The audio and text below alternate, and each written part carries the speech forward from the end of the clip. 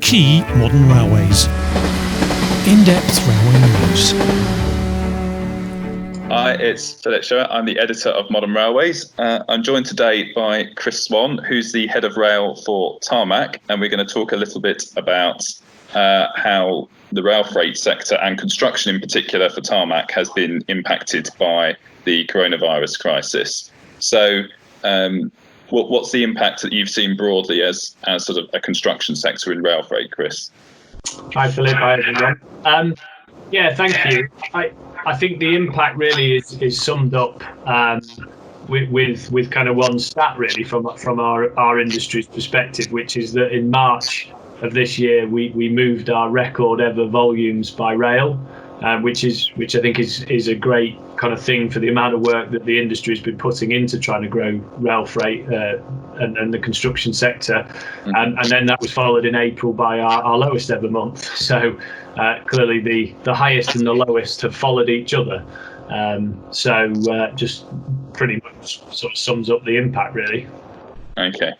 Obviously, you want to see shoots of recovery and start to rebuild from that base, and the government's indicated that they see infrastructure spending as key to helping the economic recovery from COVID, which obviously will play strongly into the agenda that companies like yours will be welcoming.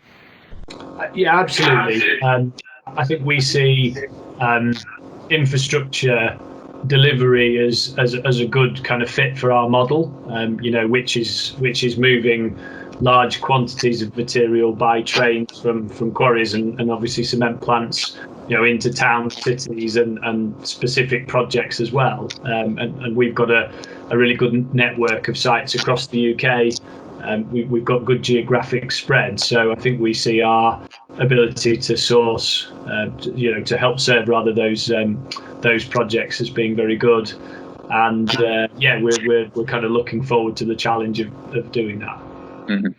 And from the perspective of the rail industry, obviously we've seen passenger numbers have fallen and there's been far fewer trains on the network, and that's actually what we've seen highlighted through this crisis is the value of rail freight, and that's an enduring message that we need to keep hold of, and around the opportunities for giving rail freight a better say.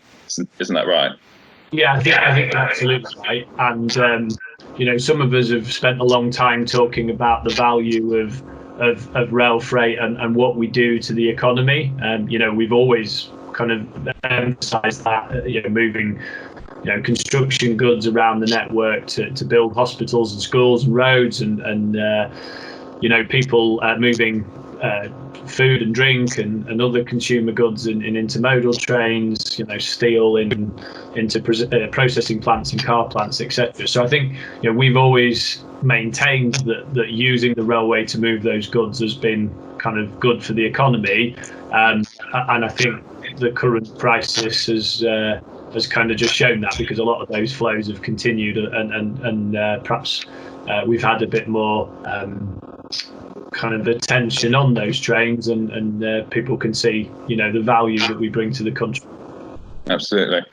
And then just lastly, sort of the longer term challenge, which is a challenge that was being addressed before all this started, was around decarbonisation and the challenge of reaching net zero. And the government's given some indications that that the green agenda is still very much part of their thinking in the longer term, and that plays into all sorts of challenges for rail freight around how you decarbonise and how you get rid of diesel traction on which it's so reliant. And that's going to be a key issue going forward, isn't it? Absolutely, crucial actually. And I think this was already forming a huge part of our thinking pre-COVID and needs to come back into that thinking post-COVID. We were already starting to think about, and I know our industry was starting to think about, how can we run more trains and how do we continue to grow what we do? So how do we do more rail? That really breaks down into kind of the availability of paths and the quality of those paths as well.